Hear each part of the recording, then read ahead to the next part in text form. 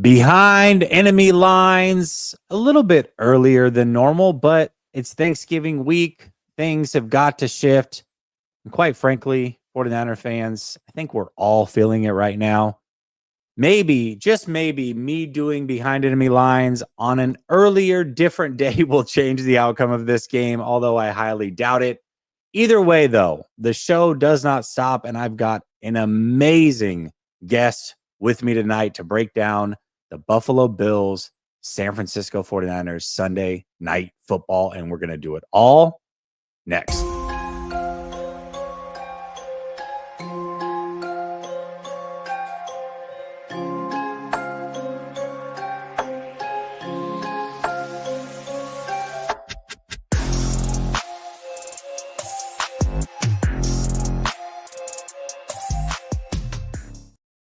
All right. Welcome back to Last Second Sports, where we are giving you our take down to the last second. And as I said, it's behind enemy lines night. And I've got a great guest with me this evening, Z-Bot, who happens to also host the NFC West Roundtable. It's fun for you to be on the other side of this, I'm sure, man, where you are being hosted, wined and dined, really. How you doing, my man? You said it, man. It's so great to talk to you while being able to put the host hat down, because oftentimes we'll be talking about things. We're strapped for time, so we can't get into full conversation. So I've been looking forward to tonight being able for you and I to talk ball without that host cap on and get after a really good game on Sunday Night Football. It should be a fun one. What I'm going to, and I'm a little bit more apprehensive about what I'm wearing to this game now that I found out that the weather report is calling for bad weather in Buffalo all weekend long. It's supposed to be worse Saturday than Sunday, but either way, it's going to be a chilly one in Orchard Park, but should be a good one I'm hoping for. You know, this was a game that I had circled at the beginning of the season that I really wanted to go to. I want to go check out. Just to me, when I go watch 49er games, yes, of course, I want them to win, but I want to see a good athlete or two on the other side of the field. Josh Allen is my favorite non-49er, so I would love to see him play live. And then also rowdy fan bases. I just want to be a part of that atmosphere. And I really enjoy road games more than I do home games for the 49ers. I think it's a lot of fun going into enemy territory. But in hindsight, knowing how the season has gone and knowing that it's supposed to snow, I'm actually glad that I'll be in the comfort of my own home for this one, Z-Bot. It's games like this where you, like you just said it, these are games where you have no problem sitting back saying, kind of glad I took the weekend off here. I'm with you. I love going to away games. I love checking out different fan bases, different stadiums. But when you lose in the opposing stadium, it's like a top 10 worst feeling, because you're just surrounded by 90% of the opposing fan base. They're looking at you and laughing. You are hanging your head with dread, right? So it's kind of a risk reward. When you walk out of there with a W, you're feeling great. But regardless, I've been to plenty of away games, and every time it's a blast. And I look forward to every opportunity I get to go and check out somewhere new. San Francisco would be one that I'd love to go to. Green Bay's always been on my list. I'd love to get that off my bucket list at some point. Unfortunately for me, in the East, all of those experiences, and I've been to all of those stadiums, it's just not the same. And maybe it's just because Buffalo is a different breed and we expect everything else to be on that level. And I'm telling you right now, for health reasons, it probably shouldn't be on that level for everyone else around the league. But like when you go to MetLife and it's just off of a highway in New Jersey, surrounded by a swamp, and it's just a gigantic parking lot, it's not the same. New England's completely changed everything. It's like a gigantic mall now. So that's not really the same. And then Miami is, I mean, you're in Miami, so I can't fault being out there, but it's, you know, at least you go in there knowing more than likely you're getting a W. So I don't hate going out there either, but I'm savoring every moment, Jesse, in the Bills stadium, because next year is the last full season the Bills have in the Ralph until they open up their new stadium. So I gotta take advantage of every opportunity I get, because man, I'm going to miss this stadium. Is that new stadium going to be domed, or are they going to dome that thing, or what's going on with it? Huge controversy in Buffalo. This has been for a while, but it is not going to be domed.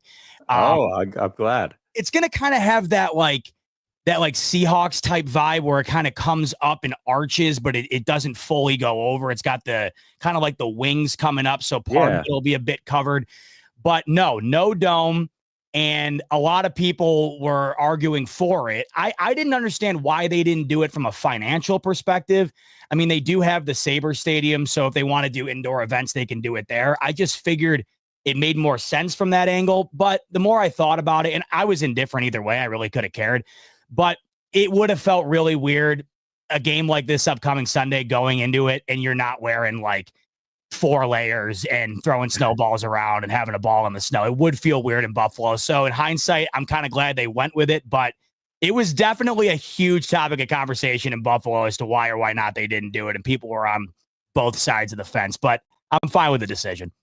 I feel like the snowballs is quintessential Buffalo Bills football. And technology is such that you can get the fields that can heat up and melt the snow, and and still have the viewing pleasure as a Buffalo Bill fan. So that'll be cool. But yeah, definitely, man. I'm a little bummed that I'm not making this trip, because I do know that stadium's coming to a close, and it's iconic, man. It is.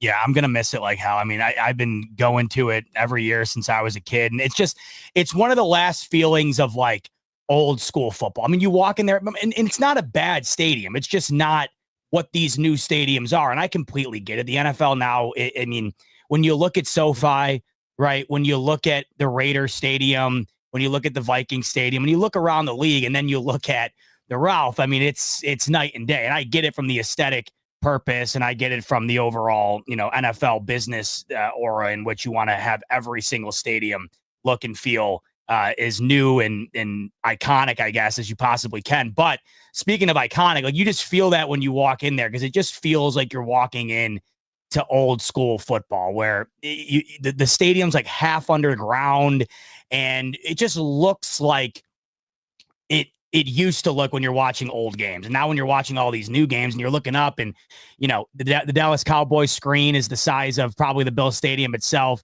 You got the SoFi Stadium screen that's like a gigantic 360 surrounding it. You walk into Buffalo, and it's just football, baby. That's all it is. It's just football, and there's no other theatrics. So I do love that, but it is time. It's been a long time coming, and I'm looking forward to it. But like I said, I got to enjoy as much time as I can in there. Absolutely. All right, brother. Let's get into this matchup. I know the Buffalo Bills are coming off of a bye week.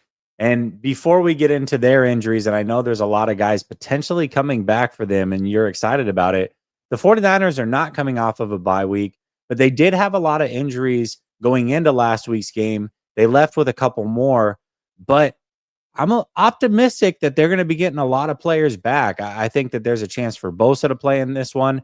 It sounds like Trent is pretty much guaranteed to play. He was close last Sunday, so I think he'll be in there. Purdy threw lightly today. I think there's a chance that he plays. And then Charvarius Ward, who's been in the building for almost 2 weeks, trying to get his stamina back up and get back into football shape. He was away from the team due to personal reasons. I believe that he'll probably play. So the 49ers are coming into this thing. They might be relatively healthy. And not only that, Dre Greenlaw, who's been out all year, they opened the practice window for him this week. And if the 49ers are opening the practice window, usually they don't take the full 3 weeks with guys. They usually are opening it because a guy is ready. So I think he might play. Now, they did pick up some new injuries. Starting corner, Diamador Lenore, he got hurt. They had an MRI. We don't know the results of that on his knee. Pooney hurt his shoulder. We don't know the results of that. He's our starting right guard. But the 49ers might be healthier than what they have been in recent memory. What is going on with the Bills and their injuries? Who are you guys expecting back this week coming off the bye? It's a great question, because you could argue we're expecting them back, but we really don't know if they're going to be back. Either way, in our situation right now, it's kind of a double-edged sword in a good way. The division's essentially locked up. If the Dolphins lose to Green Bay on Thursday night, and mind you, the Miami Dolphins have one victory in the last 32 seasons playing in 23 degrees or colder. It's going to be 19 degrees in Green Bay at night. So this game against San Francisco, in all likelihood, could be for the division. Even if it's not, the Bills have had this wrapped up for a while. But that 1 seed is very much in play. And the way we saw Buffalo take care of San Francisco and then them not come back and bounce back the way you thought they would after losing, kind of dominating Carolina, Mahomes had to scramble for his life at the end of the game to get a game-winning field goal against the Carolina Panthers. That 1 seed is open. The Bills have a tough stretch here against the Niners, the Rams, and the Lions, but then it's the Patriots twice in the Jets, and in that final 3-game stretch, it gets tougher for Kansas City. So my point here is there's guys that seem like they're ready to go, that could go. I don't know what the strategy is at One Bills Drive. As of right now, you got Keon Coleman that was injured and did not play prior to the bye. We don't know yet if he's going to be available to go. We're hoping that he will be. You have Spencer Brown, who was injured before the bye. It looks like he'll probably be ready to go, so he'll probably be back. You had Amari Cooper's injuries. Now, he played prior to the bye, so he will play, but he was not at full strength in that game prior to the bye against Kansas City. He should be far more along than he was then going into the week. The one that we're all looking at with wide eyes is Matt Milano. You just mentioned opening up the practice window. The Bills opened the practice window up for Milano 2 or 3 weeks ago, I think it was. So the way that they opened it up going into San Francisco here would be the first opportunity for him to be able to play. The reason I mentioned the games coming up and where the Bills sort of stand right now in terms of the division and the seeding, I don't know what the strategy is with him because they absolutely need to have him in the playoffs. If they have him in the postseason, this is a completely different defense. You could argue last year the reason they lost to Kansas City in the divisional was because of the lack of depth that they had at the linebacker position, and Travis Kelce just torched them. They were down to guys off the street playing defense for them last year. So the health of him in particular is massive. But you also have to get his legs underneath of him prior to then. I just don't know if that starts this week. But to answer your question, Jesse, it's a lot of up in the air. I would assume we find out more tomorrow when we get the updated practice, in terms of them letting us know whether they were limited, full participant, whatever. We'll have a better idea on Wednesday afternoon. But those are the guys that you look at right now in particular. Keon Coleman, Spencer Brown, and Matt Milano. I'd love to see Coleman come back as soon as possible just because this Bills offense, with the addition of Amari Cooper, you could start to see it evolve. You could start to see Keon Coleman really start to grow into something here over the process of his rookie season. And then, boom, he got hurt. So to get him back out there to build more chemistry with that trio there of Allen, Coleman, and Cooper, I think is massive going into the playoffs. So the sooner we get him back, the better. But as it stands right now, not 100% certain if they'll all be out, if 1 or 2 will be back, or if they'll all be back. Hoping for all, but we'll wait and see this upcoming week. What would you like to see them do with Matt Milano? I know that Matt Milano is a really big part of this team. I actually think his injury might be a blessing in disguise. To me, when I watched him early on, he didn't look like he was ready. Like his legs weren't under him. He just didn't seem to be the same player. I think having this time off, because he was coming off of that injury from last year, I think having this extra time off is going to allow him to be like fully healthy as far as lower body goes. Now I know he's dealing with I think it was a pec, right? Yeah, he's had a bunch of different injuries throughout his career, but this one was the least severe of them all. Yeah, so I think that Matt Milano might be better off because of this and the way that things played out. So how would you like to see them play this? You talked about, I don't know what the strategy is, but as a fan and the content creator, I know you've got an opinion. What do you want to see them do when they bring him back? Do you want him to just, hey, come in, he's playing 80% of the snaps? Do you want to ease him in over a few games? Like, how would you like for that to play out for Milano, who is so important to a potential Bills Super Bowl run? One other quick point that I forgot to mention, by the way, Dalton Kincaid was another guy that missed a game prior to playing against prior to the bye. So he, in all likelihood, could be back too. The reason I forgot, or I didn't think about it right off the top of my head, was because Dawson Knox, I mean, the Bills extended him after his rookie contract, and he's a great, himself has a really good rapport with Allen. So filling in for him is a lot easier to do than filling some of these other voids, but he's one guy the Bills could get back to. And you had a rookie defensive tackle who was playing really well too. I think this is his first week eligible back. Am I mistaken on that one? Dwayne Carter.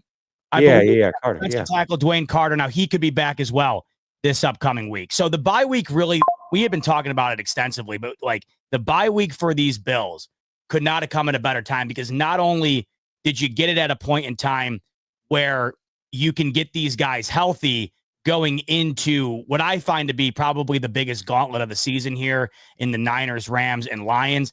But you also were able to do it at a point where you got the victory over the Chiefs and can kind of ride that into the bye, kind of that high where you take that W into the remaining end of the season here with the 1 seed still on the line. So you're still kind of playing high-end football, because I always get afraid of, if you already have a playoff spot locked up or the division, do you start to take your foot off the gas a little bit?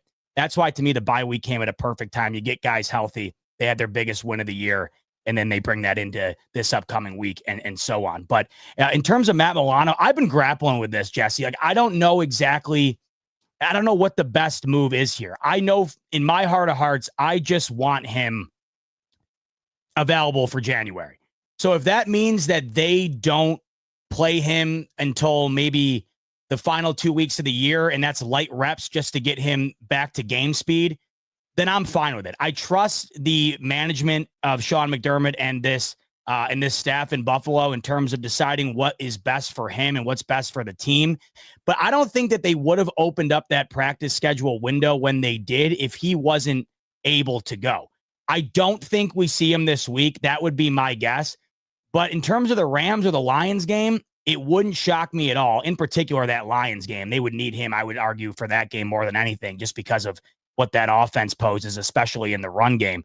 But I've been grappling with this, Jesse. If it were up to me, I would probably go as long as you can until it feels like, hey, we really need to get him back out there. So this week, I would say no. The Rams, I'd probably say no too. The Lions game, if it were up to me, would be the game, whether he plays prior to that or not, that I'd 100% have him in for. Okay, that's totally fair. I think, I've heard a lot. I take in a lot of Buffalo Bills content because obviously, you're the host of the NFC West Roundtable, and then Dan, he's super entertaining, so I'm always tapping in with him. So I hear a lot about the Buffalo Bills, and I know that there's a bunch of different takes as far as what the heck these guys should do. So yeah, I was curious to see what your thoughts were on that. Cameron Ezel says, tell the Bills to take it easy on Niner fans. We can't take a loss like last week. Yeah, that was pretty brutal. Dave says, oh, Shiv, Z-Bot, let's get after it. 42-16 Bills. Nice. Dave says, by the end of the stream, I'll be fully out on Lyle, as if you aren't already.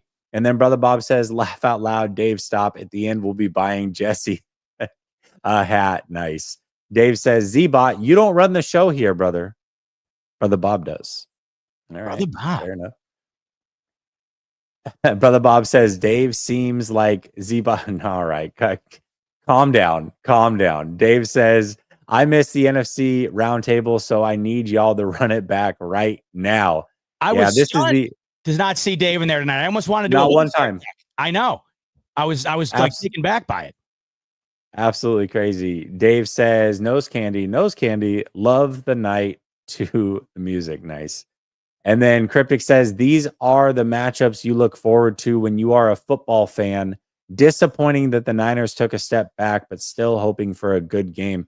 Yeah, for those of us that grew up during the 90s, this is the Berman Bowl, man. This is a big one. So Chris Berman, these were his two favorite teams, and every year he picked the Buffalo Bills versus San Francisco 49ers in the Super Bowl, and it never came to fruition. Even though they were both really good, it never happened, and I always wished it had happened as well. So you mentioned it earlier where you're like, you love watching certain guys. That's why I pick and choose the games that I go to each year. I used to go to way more living up near Buffalo, growing up in Rochester, but I live down in Connecticut now. So I have to pick and choose my spots. And the reason I chose this game is because of what you mentioned earlier. It's the players that you want to see play. And Christian McCaffrey is one of my favorite non-Bills. George Kittle, same can be said for him. One of my favorites. I know Debo's having a down year, but I love him as well. So I just have a ton of respect for the Niners, and that's why I chose this game, because not only do you have Sunday Night Football, but I figured at this point in the year, there would be a lot on the line, and there certainly is. The Bills have the 1 seed on the line. The Niners have their playoff hopes on the line. I had saw going into this, they have a 7% chance to make the playoffs. If they lose, it drops all the way down to 4. So huge game for both teams. I love so much about San Fran. So really looking forward to the matchup because, I don't know how much You don't get that many opportunities, especially in Buffalo, to have the guys come to you that you want to see. This is certainly one of those games for me. Yeah, definitely. And that's why preseason, I was like, oh, I got to go to this game. And it just didn't work out for whatever reason. You know, the people that I was going to go with, they were iffy about it. And it never panned out. And like I said, I'm pretty happy now that it could be a snow game and be crazy. But man, this would have been a fun one to go to regardless. So I hope you have a ton of fun, man. And I heard you got tickets for free or something. A fan gave them to you. Dude, I lucked out. It was incredible. So a couple of years back, speaking of a snow game, and speaking of a game where the Bills could clinch the division, this essentially is like Groundhog Day for me, this upcoming game. The Miami Dolphins game 2 years ago, Bills had a chance to clinch. It was a snow game. It was an amazing game. Yeah, and I walk up to my seat, and shout out my man Don and his son Harrison. They come right up to me. They were a fan of the show and love watching me each week. And growing up watching football with my dad, that has been the most amazing thing ever. Just having that connection. The Bills have been such a big part of our life. So the fact that this son and his dad were watching me every single week, I thought was the coolest. So they were sitting right next to us. We watched the whole game. It came down to a final field goal to win it for Buffalo, and we had a ball. And so that was 2 years ago, and I hadn't really heard much since. And like I had mentioned on the roundtable a month ago, I get a DM from Don, and he says he can't make it. He's got a family obligation, and wanted to thank me for hanging out with them as if I needed a thanks. I mean, the privilege of me being able to meet people like that and hang out was incredible. But he said, as a thank you, I want to send you the tickets. So yeah, I'm going based on the love of a supporter of mine, and we couldn't be more excited about it. It was really awesome how that all went down. That's pretty dang cool, man. And I said fan. I should have said support. I hate calling people that watch our shows fans. That's weird to me. Supporter of the channel. So that's really cool, man. I'm happy for you. I think you're gonna have a blast. I know that Buffalo coming into the season, Bills fans had a different angles that they took when it came to this team. You know, from the outside looking in, a lot of people are like, this is the down year for Buffalo. Maybe they can sneak into the playoffs, but this is probably the year where they take a step back. But next year's the year where they're able to jump back in and be really, really competitive again. I don't know where you were at on that meter going into the season, but Buffalo fighting for the number 1 seed right now, man, you got to be ecstatic about this. I don't think that even the most optimistic Bills fans saw this one coming. Absolutely not. And how could you? This is the Bills' best start in over 30 years at 9-2. So even with the teams they've had prior that were considered to be better than this, they were not expected to do this. They did not do this. And when you factor in the narrative surrounding this team going into the year, the Bills had the 3rd best odds to win the AFC East going into the season. And when you look at how that's unfolded this year, it is laughable that about 2 months ago, the Jets had the best chance to win it. The Dolphins had the 2nd best chance. The Bills had the 3rd. Now, mind you, the Bills have won it 4 consecutive years. The Dolphins had it locked up last year and blew a 3-game lead. The Bills wind up taking it. And now all of a sudden, because of the loss of Stephon Diggs, Gabe Davis, and then you have Jordan Poyer and Micah Hyde that were just at an age where the Bills had to move on. All of a sudden, these Bills were looked at like an inferior team, despite still having Josh Allen, despite still having young pieces that you were really optimistic about the future of. They were completely written off. So I think that there was tiers to this, Jesse, where you had people that were convinced that the Jets were going to the Super Bowl and that meant that they were going to run through this division. You had people convinced that the Dolphins were going to take this division. You had people convinced that the Bills were going to fall off a cliff. Then you had people that thought the Bills would regress a little bit, but still be a playoff team.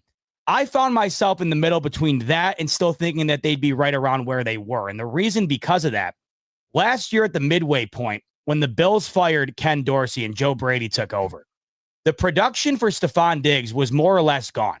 He was no longer a focal point of the offense. You could argue that was one of the reasons why they wound up getting rid of him in the first place, because they no longer felt like they were in need of that type of production anymore. And I feel like he also thought that I'm not getting this type of production anymore. I need it somewhere else.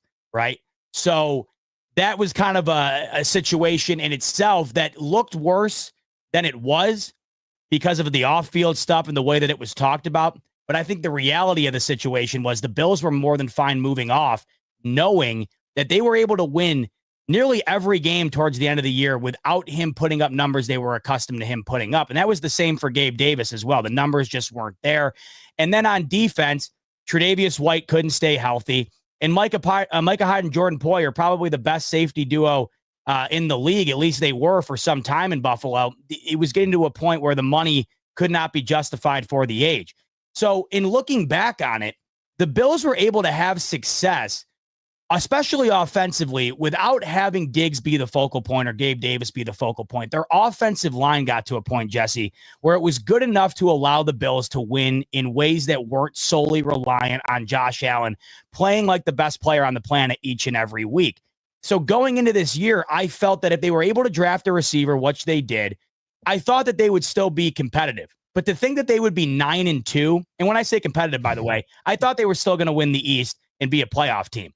To be 9-2, though, Jesse, going into week 13 with the 1 seed, very much a possibility. No, I did not think that was going to be the case. It's a true testament to this organization's ability to have instilled a culture where it just feels like the next man up mentality there is a real thing. And they get the most out of guys that you wouldn't imagine that they would. And that's resulted in the best start, like I mentioned, in 3 decades here. And no, I find myself to be an optimistic fan. I would not have predicted this.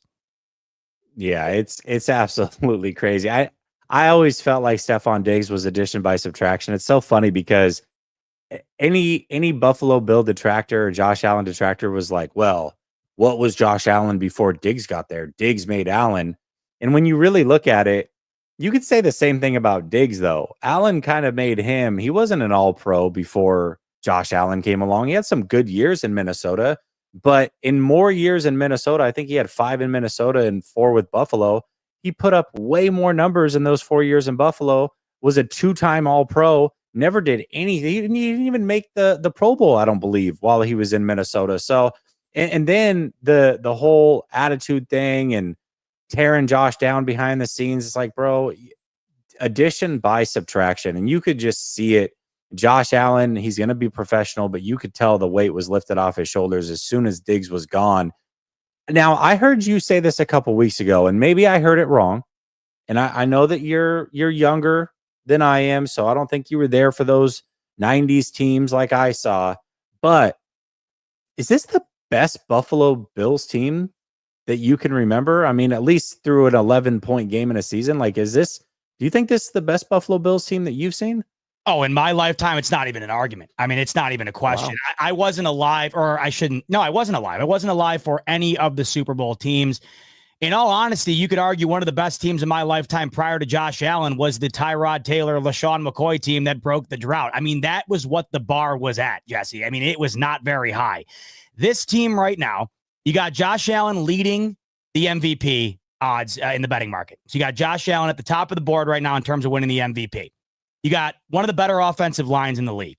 You got a running back right now that has some of the highest touchdown total in the league right now as it stands. He's also a running back currently that is the only running back to eclipse 1,000 yards since LaShawn McCoy. But you have that in addition to Josh Allen with this offensive line. Then you have Ray Davis, which has been an extraordinary compliment piece to James Cook as a second running back role. And then you have Khalil Shakir, who right now might be playing the best slot receiver in the entire league. And I don't think the non-casual football fan is fully aware of Khalil Shakir, and he's balling out. And then you have Keon Coleman prior to the injury. He was starting to really come along. Amari Cooper. That in itself, more than anything, Jesse, just is one more piece that the defense has to focus in on, which the Bills were missing. That really took them over the top. And then on defense, when Milano's healthy and Bernard, that might be one of the best linebacking duos in the league. You got Christian Benford playing some of the best ball in the league right now. Same with Teron Johnson.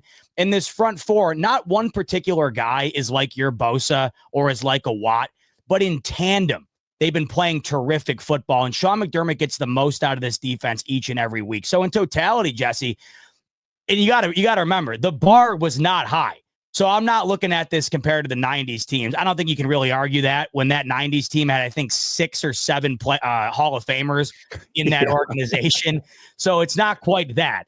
But in my lifetime, man, I don't even think it's a question. And it's not just what they have on the field, but GM Brandon Beane and Sean McDermott have done a terrific job in what they're doing each and every week. They're not just winning, but they're putting up 30 points at will, and they're dominating teams that they should dominate. And I think people take that for granted at times. Oh, you beat so-and-so, who cares? But you just saw the Chiefs have to take a last-second field goal to beat the Panthers. The Bills wax every team that comes their way that is that type of caliber. So it's the style they're doing it, who they're doing it with. No doubt about it, Jesse. This team, and throughout my lifetime, has certainly been the best I've seen. Yeah, most complete Bills team that I can remember, that's for sure. I mean, this is the first time. I think people that don't really watch Buffalo don't understand how much Josh Allen really had to account for. Yeah. I mean, every time they would get into the playoffs, he was the leading rusher as well. It's like, hold on. So you got to lead the team in rushing and passing. And, it's like there's so much that was on his plate. And I think maybe twice this year he's led the team in rushing. If that, I know for sure it happened once, but what's on his plate is not near as much as what it normally is. And by the way, now you can see like, oh, he doesn't have to force a bunch of crazy things to happen. He's doesn't have to turn the ball over a lot, and he still can get a lot of touchdowns. So I think just because of that, and offensively having the game plan put together the way that it is, being able to run the ball with multiple running, but really you guys have three guys that can run the ball effectively or do different things in the backfield. You've got two tight ends. You've got three or four good receivers to decent receivers. Nobody's a superstar by any means, but the collection of pieces is perfect. When you've got a superstar quarterback, you don't need superstars surrounding him. You just need good, solid guys that are going to do their job. And for the first time in a long time, the Buffalo Bills have that in a plenty. I mean, it's crazy that you lose players like you did all throughout that secondary. You lose Diggs, and yet the Buffalo Bills somehow came out of that deeper than they've ever been. It's crazy. It's insane when you think about it. I mean, the amount of captains you lost, the veteran leadership you lost, it was understandable why people thought they would take a step back. I never understood the argument that they would completely fall off of a cliff. Like, I didn't think that the Bills were that reliant on Diggs, Poyer, Hyde, Tre'Davious White, Mitch Morse. They weren't relying on those guys to the extent where you could argue that they were just going to disappear. But those same people were also arguing that Aaron Rodgers was going to win the MVP and these Jets were going to win 13 games. So I don't think that sanity was necessarily in play for the people that were thinking the Bills were going to fall off the cliff. But to have said prior to the year that this is what the outcome was going to be, I mean, you would have been considered the biggest homer of all time, as you rightfully should have, because when you lose the amount of guys that you do, how can you sit back and say with certainty you're going to get better? I can understand arguing like I did. I don't see a dramatic fall off, but I do see this team probably struggling to get to, 12, 13 wins like we've seen in the past. But it just hasn't been the case. And what you mentioned to me has been very pivotal. The fact that there isn't one guy to overshadow Josh Allen, or that Josh Allen feels the need to be obligated to get the ball to, I think has been massive, because you've seen, like you mentioned, the weight come off of his shoulders, and it just feels like he's playing free. He's playing a style of football where he can go out there every week and make the best decision for the team. Maybe not the best decision for an individual player or a contract or the way it looks or the aesthetics of it all. These guys do what's best in the moment. They got to run the ball. They're going to run the ball. I mean, there's a game last year when Joe Brady took over, and this is where it all started to kind of click to me, where this is a different team offensively. They played the Dallas Cowboys, and I think Josh Allen threw the ball 11 or 12 times. They couldn't stop him on the ground, so they just didn't stop running the ball. Prior to that, that wasn't what they were doing. It was, all right, Allen's going to air it out every chance we get. And, and the one thing, too, you saw last year that was different, that this was strictly because they were just trying to get Diggs the ball. They would constantly run screen routes to Stephon Diggs, which is not his game.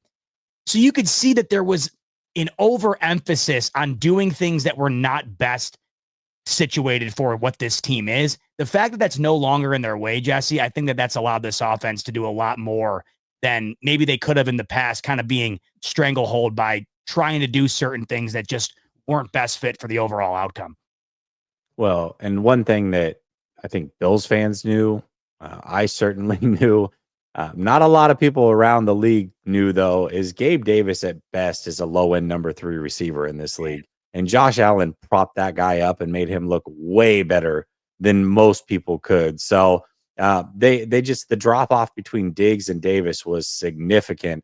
And now they've just got multiple guys that can go out and do their job.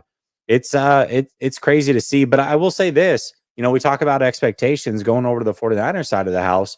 Obviously, the expectations on our side of the house was we're trying to win another Super Bowl. This is the last dance, so to speak, although we didn't have any rings. But this was the last dance for this team. If I had told that the average betting fan before the season started, one of these teams will be 5-6 entering this game, and one of these teams will be 9-2. I bet you most people would have been like, the Niners will be the 9-2 team. The Bills will be 5-6. It's crazy how 11 weeks later we view these two teams.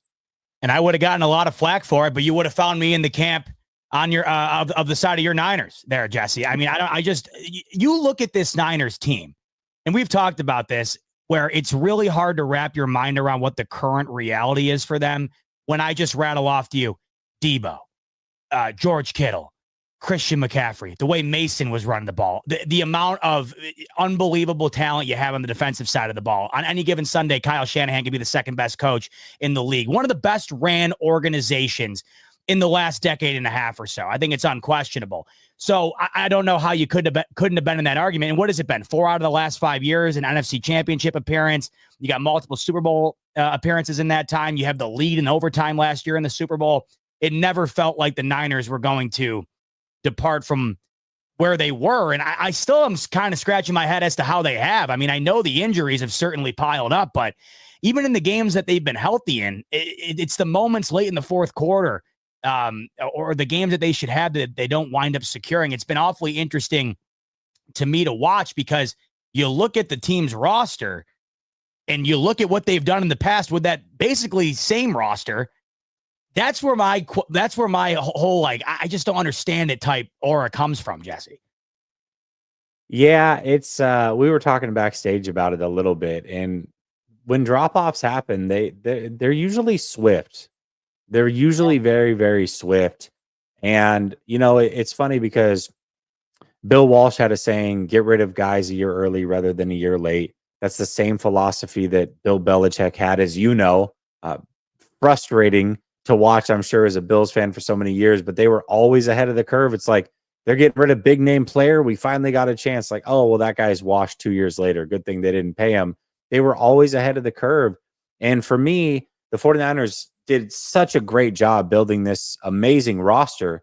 But this offseason, I said, this is the first time we're going to figure out if they're cutthroat enough to continue to be winners, because you had a lot of guys who I felt like you got to get rid of them now before it's too late, because once they fall off a cliff, it's going to happen swift. It's going to be unexpected, and you're not going to be able to get anything for these guys. Unfortunately, it seems like it's happened for multiple of them this season, and they didn't get rid of them a year early. And so now you're stuck with these contracts. You've extended a few of them. You've reworked the original contract for a few of them. So you're kicking money down the road. It's a bad recipe. And unfortunately, the first time that we saw where the 49ers had to make super tough decisions on aging players, instead of moving on a year early, they made sure that they were going to be here at least on the books longer than what they probably should be.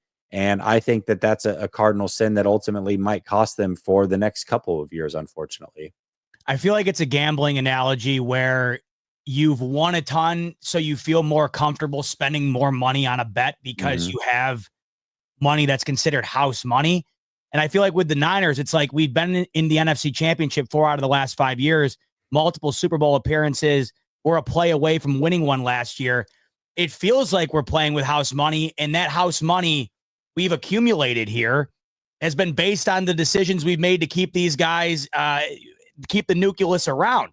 And I understand why you would put that bet back into the middle of the table, because with what you had and what you have gotten out of those guys that you have, I mean, I would have done the same thing. I can't argue it. I feel like you could potentially see it coming. Like Belichick was incredible at doing, like you had mentioned, always got rid of the guy that seemingly everyone wanted. And then when he went somewhere else, it never was what it was in New England, or taking the guy that nobody else wanted and turning that guy into maybe a Hall of Famer, at the very least, an all-pro type guy.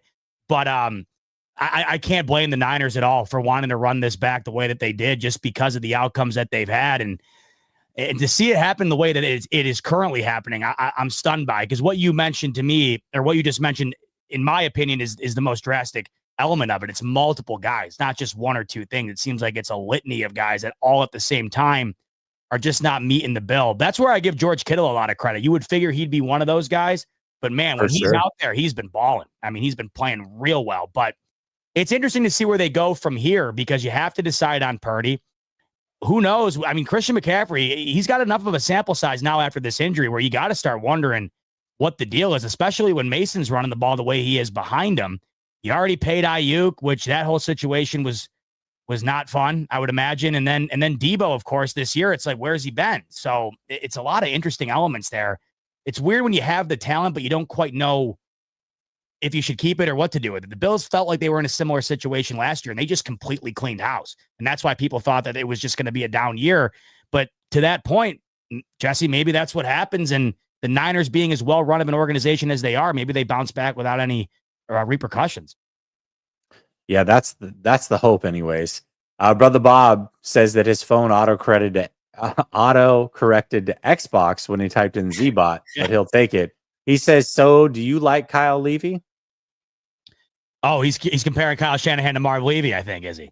Yeah, but who do you like Shanahan, like, as a coach? I heard you say that you know at any given time you might be the second best coach. I'll say this from the outside looking in. Do you feel like it's crazy that 49er fans want him gone? Believe it or not, I've had this conversation numerous times on my own show, because I compare Kyle Shanahan to Sean McDermott often. And you might be wondering why, because you have an offensive type guru. And I think Sean McDermott on any given time, he's one of the best defensive coaches out there, way underrated. I mean, he does not get the credit that he deserves for how great that defense has been since he's been around. But what's the one commonality that they both have? In the biggest moment against Andy Reid in the Kansas City Chiefs, they come up short.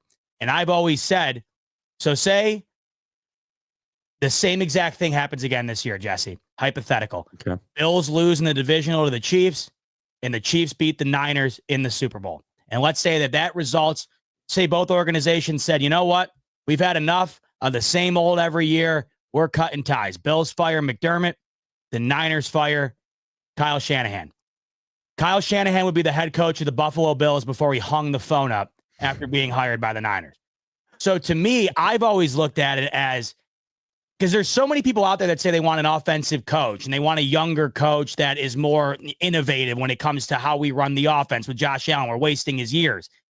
Okay, the same guy that you would want to do, the same guy you would want to replace McDermott to do what you're asking for, is the same guy that has had the exact same roadblock our head coach has had, that has their fan base, because the Bills fan base doesn't think that Kyle Shanahan is on the chopping block in the Niners fan base, which of course he is. Harbaugh's been on the chopping block for the Ravens for the same situation, not being able to win the big game, right? These guys would be a head coach for another team the very same day. So I have a lot of respect for Kyle Shanahan, and I have a lot of respect for the situation you guys are in, because we deal with it annually. If it happens again this year, Jesse, I promise you, the second the clock strikes zero, and if the Bills lose to the Chiefs in the playoffs, McDermott, who has had this team at the second highest winning percentage in the league the last half decade or so, only below the Chiefs, they'll be calling for his head the second that game ends. So I have a lot of sympathy for this exact situation you're talking about, because it's a tough one to be in. How can you continue to sign up for the same thing every year, but also how can you go away from the guy that has led you to get to the ability to have the ending that seems to be the same every year? It's a really tough situation to be in. Absolutely. You guys are in an interesting situation. I've got the numbers in front of me. Josh Allen is not the reason that they lose those games against the Kansas City Chiefs. He plays fantastic, as good as you can. I'm going to give you the numbers real quick, and I'm sure you've seen them, but real quick. In the regular season, they're 4-1 against the Kansas City Chiefs, or Josh Allen is 4-1 against the Kansas City Chiefs. 5 regular season games, completing 60.6% of his passes, 296 total yards per game, 13 touchdowns, 4 turnovers. Good numbers. In the playoffs, where he's 0-3, he's ramped it up significantly. 65.3% completion percentage, 343 total yards per game, 9 total touchdowns, and 1 turnover in 3 playoff games. You can't play better than that, and they still cannot get over the hump against the Kansas City Chiefs. The Kansas City Chiefs are just that damn good, man. That's what I've always said. It's like I say, this is what the Chiefs do to us. This is what they do to the Niners. This is what they do to the Bills. It's what they did last year to the Ravens. Like you find yourself after the game. I can't really argue with the Ravens. They played like ass last year in the AFC Championship. So I won't bad, defend them. Yeah, that was terrible. But for the Bills, like the Niners and the Bills are in the same spot. Like you took the Chiefs to overtime last year. You had a lead on them. What, a 10-point lead on them with Jimmy Garoppolo? Like it was there. The Bills had a lead with 13 seconds. It was there. The Bills last year had an opportunity on the final drive of the game to go down and win the game. It was there. And then you're stuck sitting there thinking, what could you have done differently? And to your point, it's like the team is Josh Allen. What more could he have done? And he really couldn't have done a whole hell of a lot more. It's beyond frustrating. The Chiefs' ability to win games like this is uncanny. I've never seen anything like it. They win games like that against the Bills and the Niners. They win games like that against the Raiders and the Panthers. It doesn't matter who it is. This is how they win football games, and they do it better than just about anybody I've ever seen, not named the New England Patriots. It's on that level. So it is awfully frustrating when that winds up always being the outcome, but I guess that's the inevitability of having to go up against a dynasty, which we are currently watching with these Kansas City Chiefs. When you are, the Manning to the Brady, you're hoping that you can at least get what Manning got out of that relationship, because right now, based on how it's gone, that the trajectory for the Mahomes-led Chiefs is on the Brady trajectory. You're just hoping you get 1 or 2 like Manning was able to before it's all said and done, because you're facing a juggernaut. Absolutely. Dave says, Z-Bot, I want to thank you for coming here. I also want to thank you, Z-Bot. Appreciate you. Dave says, Xbox. Nice. No scanning. All right. Geez, God, you guys are out of control. Dave Barclay says, anyone who thinks Allen isn't it is higher than I am. Yeah, it's crazy, man. No surprise. Big Josh Allen fan here. And I, at times, have to really explain to 49er fans who think he's overrated on a regular basis. I'm not joking you when I say there are 49er fans. I don't know that they exist now, and if they do, they've gone into hiding. But last year, there were 49er fans saying Brock Purdy's better than Josh Allen, and I'm not joking about that. Oh, I know. I've seen plenty of it. What we deal with is insane. Like after the Bills lost, you just rattled off the numbers, which I rattle off all the time. The casual Twitter user who's got Mahomes as his profile picture, when he's in your mentions saying Allen can't win the big one, you're just, if you're going to talk, I've always said this, if you talk crap, do it intelligently. If you're a Chiefs fan, for instance, you have all this ammo. Why would you go with the lowest possible blow that is not accurate? Allen has been phenomenal in just about every single playoff game that he's played in. And unfortunately, there's been elements of the game that have failed him and his ability to be able to at least have some sort of credibility in the eyes of those who just immediately look at the ending result and say he's not able to win the big one. I mean, you see this from people that aren't even just random Twitter users. You see this from people who have a television show. I mean, it's incredible what you see. But if you watch that guy on a weekly basis, you know that there's very, very few guys on the planet that can play like that. That's why I think that there's a major discrepancy right now, maybe more so in my lifetime than ever, between the really good teams and the really bad teams. And it's because if you're going to watch this Thursday, for instance, you're going to watch Cooper Rush play against Tommy DeVito, okay? Then you'll see a game like you saw a couple weeks ago where it's Mahomes and Allen. And if you were to watch both of those games one after another, you would think you're watching a different sport. And that's kind of what it's resulted in. So to blame any one quarterback for these losses to me is crazy. And unfortunately, Jesse, Josh Allen's the only one out of Mahomes and Lamar that doesn't have an MVP either. That's why The MVP matters a lot to me. For Allen, people say it doesn't matter. Who cares? The guy needs something to be able to at least have, looking back on it, to be able to signal that, because you don't know if you're going to win a Super Bowl or not. Allen can determine whether or not he wins an MVP based on his individual play. He deserves to have something that you're able to reflect on and say, that dude was that dude, because there's a lot of people, like you were just saying, that are so quick to write him off for no reason other than, oh, he lost the game, he must suck.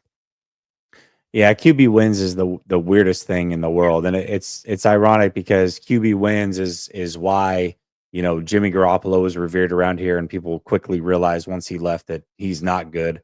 And Brock Purdy is good, but QB wins, like, oh well, he made it to a Super Bowl and lost to Mahomes. Like, well, he's not in the AFC. Like, these guys have to lose to Mahomes because Mahomes goes to the Super Bowl. The result is the same. You just happen to not have to go through him before the Super Bowl. And now this year, 49er fans have done an about face on this whole thing. And they're like, well, quarterback wins isn't really that serious, is it? Like, Brock Purdy's still really good. It's not his fault they're 5-6. Like, oh, well, interesting how that works all of a sudden. It's like saying Trent Dilfer is a better quarterback than Josh Allen because he has a Super Bowl ring. It's like, I mean, yeah. But that's the mindset, and it's out there in abundance. I mean, it's crazy. And I think it's just for Allen, and I know you can probably sympathize with this a little bit. Now, Purdy isn't Allen, but Purdy was also the last pick in the draft. Okay. Like this guy had a narrative on him that he was not going to be a good football player. Josh Allen had the same narrative. I know it's two different sides of the spectrum where you're talking about the end of the draft and the front of the draft.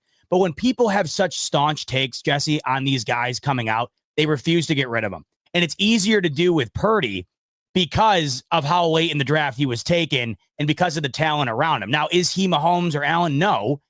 But is he also better than Jimmy Garoppolo? I mean, I would say I think it's pretty obvious. Yeah, pretty clear. Yeah, it just doesn't matter. People already have their opinion, man, and it's really hard to get people to break off of it. Yeah, well, and that's why Danny Dimes is getting another chance. Right. Brother Bob says, okay, JA is not winning a chip over Mahomes or Prague. All right, fair. Cryptic says, Z-Bot, a lot of Allen's games is his rushing ability. Do you feel it's win now, then later? Not sure if he takes punishment running, what keeps him healthy? So basically he's just saying, like, is it worth it for him to run the way that he does? I'll speak on this, and maybe I'm wrong and you can correct me. You certainly watch more than I do, but I feel like Josh Allen actually does a pretty good job of protecting himself. Like, you see the jumping over a player and doing all the crazy stuff and running through a defender. But I feel like he picks and chooses. Like, if he sees a corner, he's going to run through him. If he sees a linebacker, he usually gets down or gets out of bounds. Am I off base on that one? Well, so knock on wood, and I do this every time. I make sure to knock on wood because every time I bring this up, I got to make sure that I'm not jinxing it. But he has been maybe the most durable quarterback we've ever seen play the position based on how he plays the position, because he is essentially a human battering ram, and he has never had it just never really resulted in anything. And I think if you lined up 99% of the other quarterbacks, it probably would have resulted in something. But here's where you got to give him a ton of credit. And to answer Cryptic's question here, this is why it might not be now in the terms of having to win it now as opposed to being able to win it later. There's a lot of comparisons for Allen to Ben Roethlisberger and Cam Newton, where all of a sudden it just kind of falls off of a cliff because the durability no longer is there, and the result of the hits you take and the runs that you were making throughout your career wind up catching up to you. But Allen this year has only had one game where he's ran it more than 9 times, and that has been an emphasis for this team. It was an emphasis for Sean McDermott and Brandon Beane, and you can tell it's being implemented by Joe Brady. The majority of his rushes now as well are not designed rushes, and those are also the rushes that are far more effective. They are far more effective running the ball with him when he chooses to run it when the play breaks down as opposed to scheming it up. Also, the majority of his runs this year as well, or not, maybe not the majority, but a good amount of them, are your classic 1-yard sneak where the Bills have almost gotten better than the Eagles when it comes to the tush push. But Allen, to your point, Jesse, he slides a lot more now than he ever did. And he does so almost to the point where you're so used to Allen not doing that you're like, oh, come on, he could have gotten a couple more yards. But then you think back and you're like, all right, like, that was the smart play. He's done that way more than you would have expected. His early years, what he's doing now, he would have taken the hit 90% of the time. But he had one game this year, Jesse, where he ran more than 9 times, and that was the Chiefs game. And that's because the Bills have done a great job at preserving the rushing until it's needed most. You'll notice, I guarantee you, when the playoffs hit, he will have, because right now we're through 11 games. He's got one game where he's ran it more than 9 times. If they play, say, 3 playoff games, I bet you 2 of those playoff games out of the 3 have him running the ball more than 9 times. It is such an asset for him. They have done a terrific job, though, of not having to rely on it to win football games. And that's why, back to what we were talking about earlier, this might be the best Bills team of my lifetime, because prior to that, they weren't able to win without him doing that. And now you got James Cook doing it for him, Ray Davis and Teron Johnson doing it for him, or excuse me, who am I thinking of? Ty Johnson, excuse me. Yeah. So you got guys able to do it for him. You also have him getting rid of the ball far sooner than he ever has. Yards after the catch now for the Bills is something that is a huge part of their offense that it never used to be. They have allowed him to move off of that type of game, which is why I think, 1, he's shown you he can win without having to play that style. And 2, when it's necessary, he's capable of doing it, but he doesn't have to do it too often to where I think it's going to be detrimental to him down the line here. Well, when I compare him to like a Cam Newton, Josh Allen is a top 5 thrower and a top 5 runner. Right. Cam Newton was never that as a thrower. I mean, he had a great rookie year, but he almost kind of regressed as a thrower as years went along because his athleticism started to evade him a little bit, and he had to turn into a pure thrower, and that just wasn't his game. And Ben Roethlisberger is a great comp.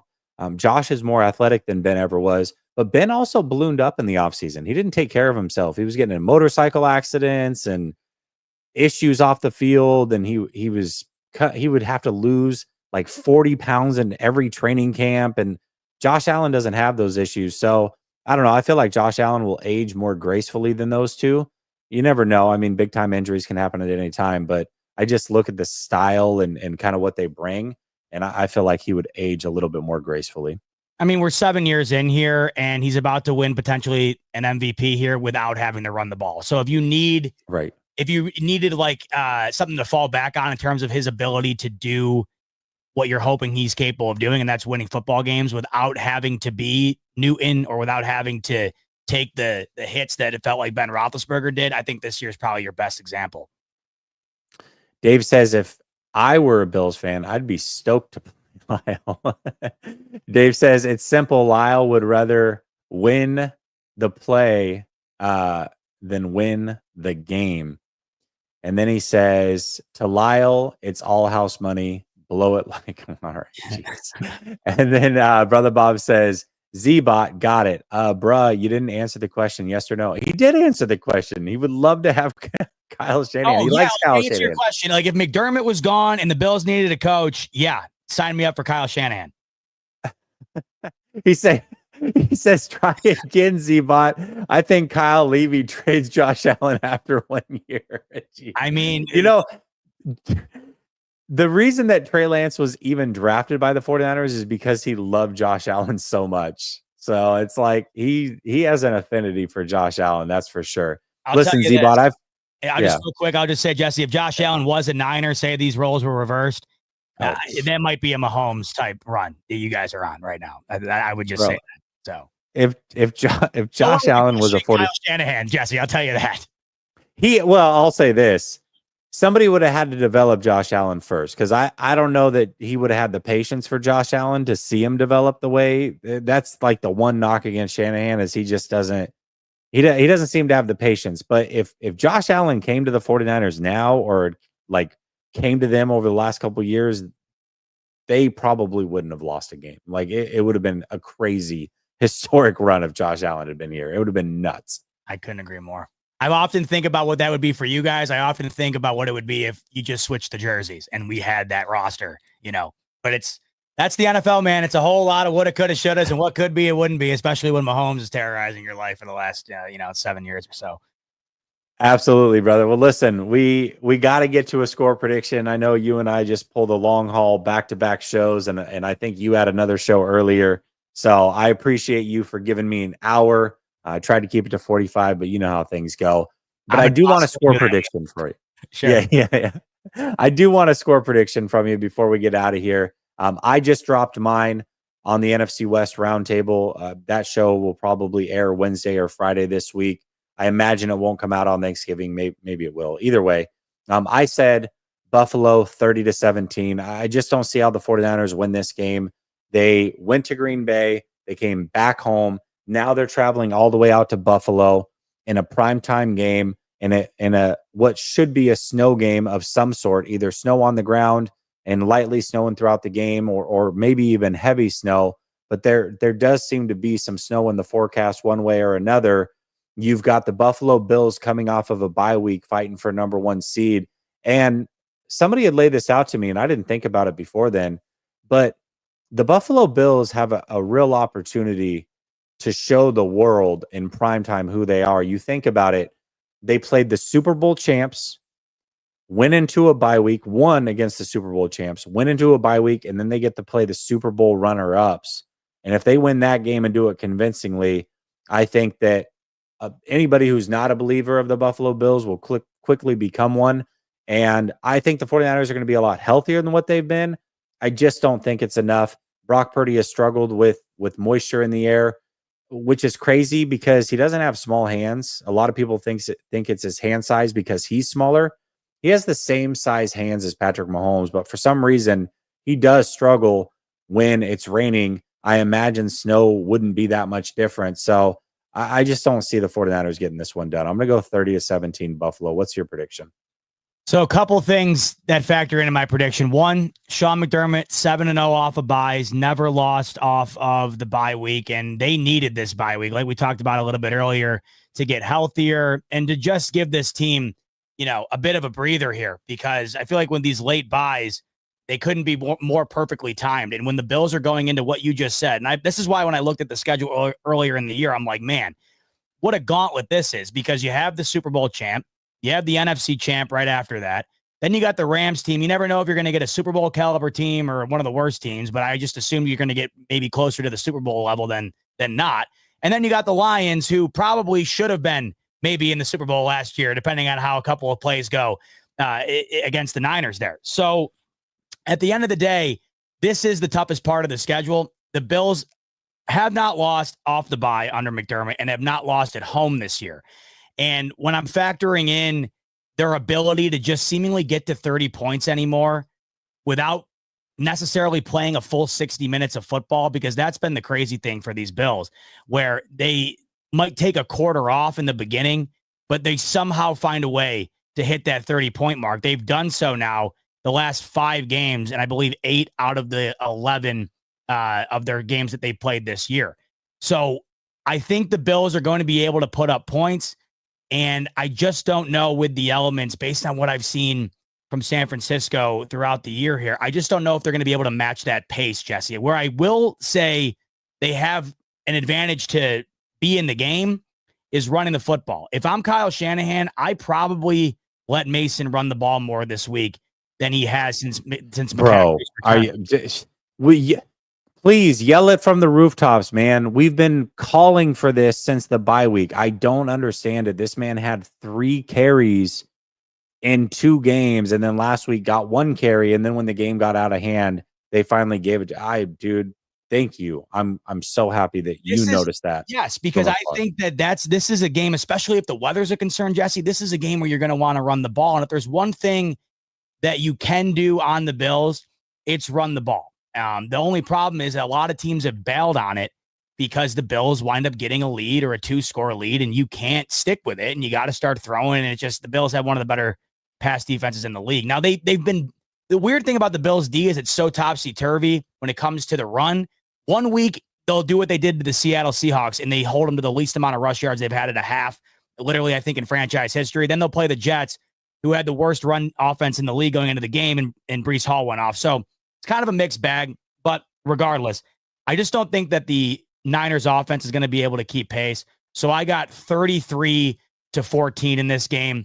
I don't think it's going to reflect, Jesse. Like, it doesn't feel to me I have such a hard time predicting that type of score here, but the Bills defense they've been stifling teams, and this offense just finds its way to 30. So that's what I see here.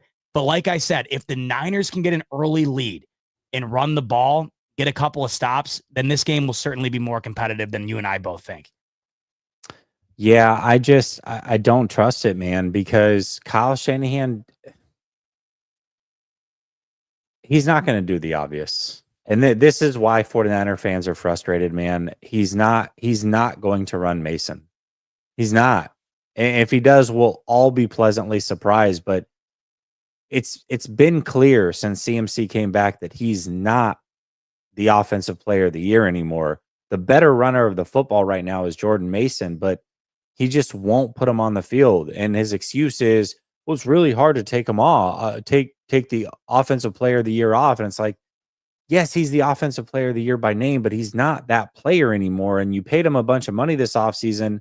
And I feel like you're trying to cash in on that and get your money's worth. And it's just not the way to go. Mason is the better player right now. He needs to be on the field running the football. It doesn't make sense to me. And at the very least, take Kyle Juszczyk off the field, put them both on the field if he's that much of an asset. Good point. Why not do that? But I don't see Kyle changing his ways. It would be a pleasant surprise. I just don't see it. I don't know. Like I said, like me just predicting that score, I feel I don't even feel comfortable saying it. I can't get over, like we were talking about a little bit earlier. Like I have such a hard time with teams like this accepting what they currently are as opposed to what it sounds like Shanahan's doing, kind of like sitting based on what it was. And like last year, McCaffrey, it doesn't get better. Now it's not that. It really didn't get better than the Niners in the NFC last year. Now it's not that. So it's hard for me to think that way, but I don't know. The Bills just are cruising right now, and off of a bye, it just feels like the Niners are catching them at a really bad time, especially with their injuries and coming off of a loss that they just had, having to go all the way back to the East Coast. It just doesn't seem like a good spot for San Francisco at all. No, it doesn't. Dave says 48-9. I'm out on their coach shall not be named. And then he says, hold on. He says Mason gets 2 runs, one early for 23, and then one in the fourth quarter. That the sad thing is he's probably right. Like last week, it was the funniest stat line, and I just posted the stat line on Twitter and didn't say anything. There was at one point in the game where Mason got his first carry, and it was for 16 yards. He had 1 carry for 16 yards, and CMC had 5 carries for 15 yards. And I just posted the stat and left it. Like, why can't this guy get on the field? I do want to say this before we get out of here. I took Zbot's channel. I pinned it to the top of my chat. So if you are here on my side of the house, make sure you go show this guy some love. Subscribe to his channel. If nothing else, to troll him, I'm sure he'll take it.